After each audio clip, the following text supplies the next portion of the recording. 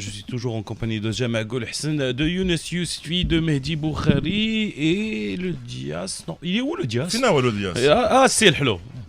C'est le hello. Tu connais très bien le règlement intérieur du studio. Les boissons sont strictement interdites avant que ce soit une bouteille fermée et non étiquetée. Youssef, quand même, il ne s'agit pas de n'importe quelle boisson. Tu sais ce que ça fait à la concurrence, un jus d'orange bien pressé ou pas? Le Dias?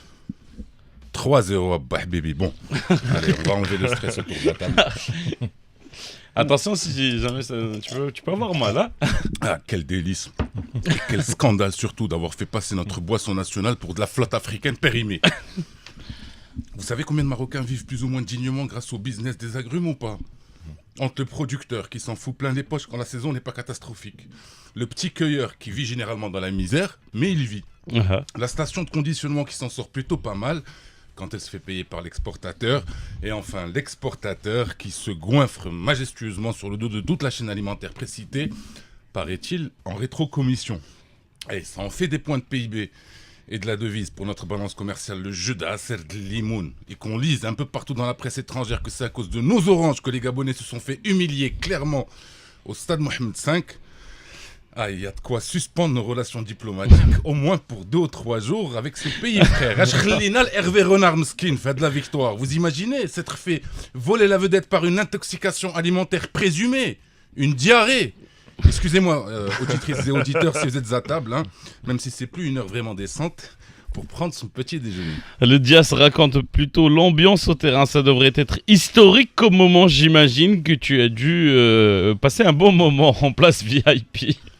Ah, moi, ça fait longtemps que je regarde plus les matchs de Farek Al-Watani, les Korat Al-Qadam. Ça m'en a donné des intoxications plus ou moins alimentaires cette dernière décennie. Les matchs. Je reste d'ailleurs fidèle au serment que j'ai fait devant Dieu et la tombe de l'Arbi Ben Barak après la Coupe d'Afrique 2008 et notre revers traumatisant la phase de poule, celui de ne plus regarder les matchs des Lions pendant 10 ans.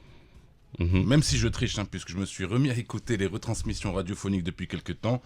Et comme je bossais entre Rabat et Marrakech samedi dernier, je me suis fait un petit kiff, Yarbitz Mehdia, en écoutant une radio concurrente. Il y a qu'à le Dias.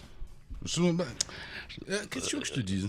Qu'est-ce qu'un journaliste satirique pouvait bien couvrir comme événement samedi dernier en dehors des Lions au stade Mohamed V? Je me le demande.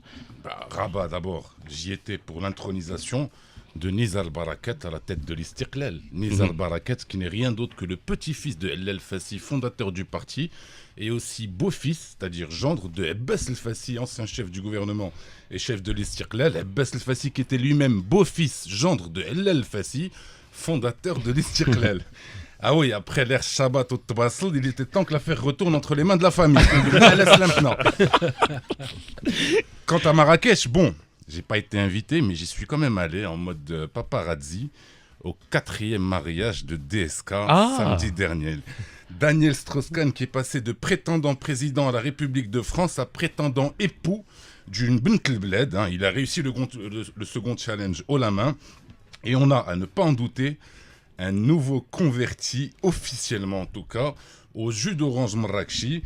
Et on ne demandera à personne s'il aime avec ou sans pulpe son jus. Moi, personnellement, j'aime bien quand il y a un peu de pulpe à l'intérieur. Ouais, c'est vrai que ça fait... Et toi, Youssef, avec de la pub, j'aime bien aussi, ça a ce côté bio. C'est la matinale sur Radio 2M, 7h-9h. Oui, c'est... Tu m'as pas mis mon jingle. Je t'ai pas mis ton jingle parce qu'il y avait toute une mise en scène qui a été préparée savamment par Monsieur le Dias et il fallait la mettre en valeur. Si j'ai fait genre, mais là tu n'es pas là, il faut dire les choses comme elles sont à nos auditeurs. Il y a une mise en scène.